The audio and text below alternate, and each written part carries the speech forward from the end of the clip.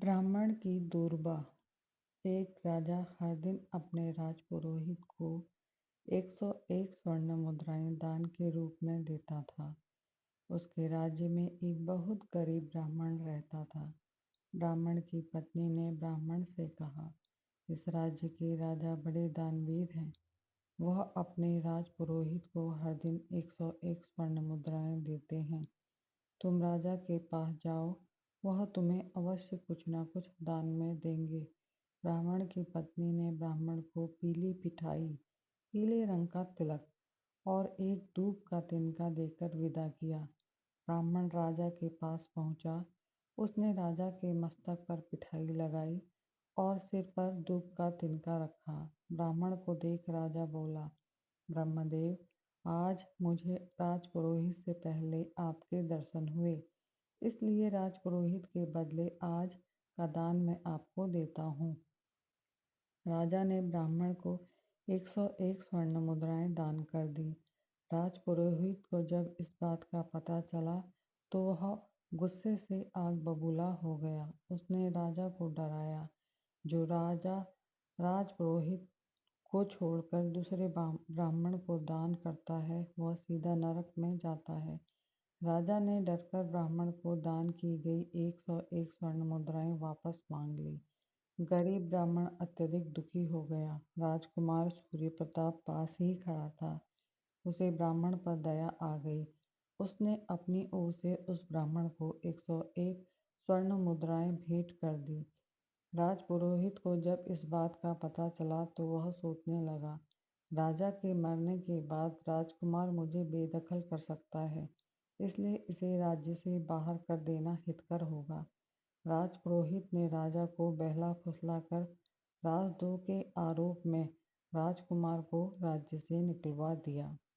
राजकुमार ने जाते समय अपने पिता के पैर छुए। जैसे ही राजा ने राजकुमार को ऊपर उठाया, राजा के सिर पर रखा दूब का तिनका जो गरीब ब्राह्मण ने दिया था गिर गया।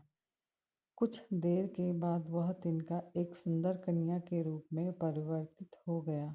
वह कन्या राजकुमार से बोली, मैं तुम्हारे साथ साथ रहना चाहती हूँ। मैं विपत्ति में तुम्हारी सहायता करूँगी। मेरा नाम दूर्वा है। राजकुमार और दूर्वा साथ साथ चल पड़े।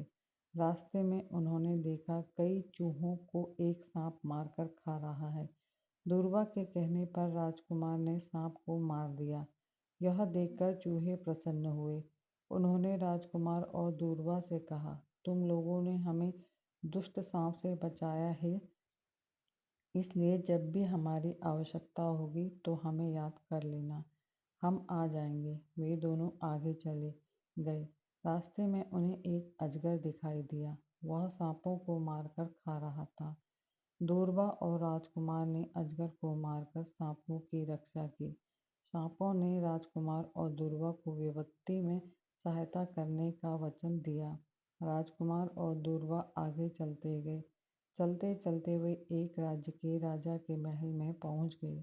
दूर्वा ने वहां के राजा से कहा, जिस कार्य को कोई नहीं कर सकता उस कठिन कार्य को मेरे पति सूर्य प्रताप कर सकते हैं। यह सुनकर राजा ने राजकुमार को दरबार में नियुक्त कर दिया। उसकी नियुक्ति से राजा के प्रधानमंत्री को ईर्ष्या हुई। एक दिन राजा और प्रधानमंत्री नदी के किनारे घूमने गए। वहां नदी में एक मछली उछल रही थी। प्रधानमंत्री ने राजा से कहा, महाराज, मछली का इस प्रकार उछलना बहुत बड़ा अपशकुन है। इससे बचने के लिए आपको महारानी द्वारा दी गई अंगूठी नदी में डालनी होगी। राजा ने वह अंगूठी नदी में डाल दी।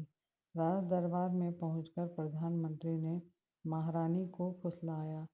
राजा द्वारा नदी में डाली गई अंगूठी वह वापस मंगवाए। इस कार्य में सूर्य प्रताप की मदद ली जाए। दूसरे दिन राजा ने सूर्य प्रताप को नदी से अंगूठी वापस लाने का आदेश दिया, नहीं तो उसे अब तक दी गई धनराशि वापस करने को कहा। शाम को घर पहुंचकर सूर्य प्रताप ने दूर्वा को सारी बातें बताई। दूर्वा ने उन चूहों को याद किया जिन्हें उन्होंने सांप से बचाया था। उसके कहने पर सभी चूहे मछली वाली नदी की तलहटी में पहुंच गए। उन्होंने वहां बिल बनाकर नदी की दिशा बदल दी। अब ऐसा लग रहा था जैसे नदी का पानी सूख गया हो। चूहों को वहां वह अंगूठी दिखाई दी। वे उस अंगूठी को लेकर राजकुमार सूर्य प्रताप और दूरबा के पास पहुंच गए। दूसरे दिन सूर्य प्रताप ने राज दरबार खुलने पर वह अंगूठी राजा को सौंप दी। यह देखकर प्रधानमंत्री ईर्ष्या से जल भुन गया। उसने महारानी से कहा कि वह महाराज से नाग देश का पुष्पहार मांगे। महारानी ने राजा से कहा, महाराज, मेरे पास श्रृंगार की सभी सामग्री है, किंतु आप जैसे पराक्रमी राजा की रानी होने के नाते मेरे गले में पुष्पहार नहीं है। इसलिए शीघ्र नाग देश से पुष्पहार लाकर मुझे दे दीजिए। राजा ने प्रधानमंत्री से पुष्पहार प्राप्त करने के बारे में राय ली। प्रधानमंत्री ने कहा, महाराज, आप इस काम के लिए सूर्य प्रताप को आदेश दे दीजिए। दूसरे दिन राजा ने दरबार खुलते ही सूर्य प्रताप को नाग देश से पुष्पहार लाने का आदेश दिया। सूर्य प्रताप ने दूरबा को यह बात बताई। उन्होंने उन सांपों को याद किया जिनकी जान उन्होंने अजगर से बचाई थी। याद करते ही सारे सांप वहां पहुंच गए। दूरबा ने सूर्य प्रताप को उन सांपों के साथ नागदेश भेज दिया। जाते समय दूरबा ने सूर्य प्रताप से कहा, नाग देश का राजा सर्फराज तुम्हें एक नाग कन्या भी देगा। तुम निसंकोच उसे अपने साथ ले आना। नाग देश पहुंचकर सांपों ने सूर्य प्रताप का परिचय सर्फराज से करवाया और यह भी बताया कि उसने अजगर से उनकी रक्षा की थी। सर्फराज बहुत प्रसन्न हुआ। उसने सूर्य प्रताप को पुष्पहार के साथ ही अपनी कन्या भी दे दी। दूसरे दिन सूर्य प्रताप के साथ दूरबा भी राज दरबार पहुंची। उसने राजा से कहा, महाराज, यह पुष्पहार अभी कच्चे हैं। यह पक्के तभी बनेंगे जब सारे दरबार में प्रधानमंत्री को दंडित किया जाए। राजा ने प्रधानमंत्री को दंड दिया। प्रधानमंत्री ने सूर्य प्रताप से क्षमा मांगी और भविष्य में उसे परेशान न करने का वचन दिया। राजा ने सोचा, जो काम सूर्य प्रताप ने किए हैं उन्हें और कोई नहीं कर सकता। यदि मेरे बाद राजपाट सूर्य प्रताप के नाम किया जाए तो बहुत अच्छा रहेगा। राजा की कोई संतान नहीं थी। राजा ने सूर्य प्रताप को अपने पुत्र के रूप में स्वीकार कर लिया। सारा राजपाट उसके नाम कर दिया। दूरबा सर्प कन्या और सूर्य प्रताप को साथ लेकर सूर्य प्रताप के पुराने घर गई। राजकुमार सूर्य प्रताप को देखकर उसके वृद्ध माता पिता की आंखें भर आई। राजकुमार सूर्य प्रताप को दोनों राज्यों का राजपाट मिल गया। इस समय सूर्य प्रताप उस स्थान पर था जहाँ पर वर्षों पहले उसकी दूरबा से मुलाकात हुई थी।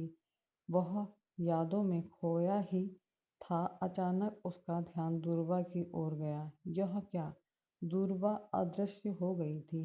जहाँ पर दूरबा खड़ी हुई थी वहाँ पर दूब का एक तिनका दिखाई दिया। उससे आवाज आई, राजकुमार सूर्य प्रताप, तुम्हारा और मेरा साथ यहीं तक था। सर्पकन्या से विवाह कर दोनों राज्यों का राजपाट अच्छी तरह से चलाना। राजकुमार दूरबा को ढूंढता रहा लेकिन वह कहीं नहीं थी। राजकुमार के चेहरे पर अपने बिछड़े वृद्ध माता पिता से मिलने और राजपाट पाने की प्रसन्नता थी, किंतु आंखों में थे दूरबा से बिछुड़ने के आंसू। दोस्तों, यह कहानी उत्तराखंड की लोक कथाओं में से एक है। अगर आपको यह कहानी पसंद आई है तो प्लीज़ आप मेरे चैनल को सब्सक्राइब कीजिए, लाइक कीजिए, शेयर कीजिए, कमेंट कीजिए।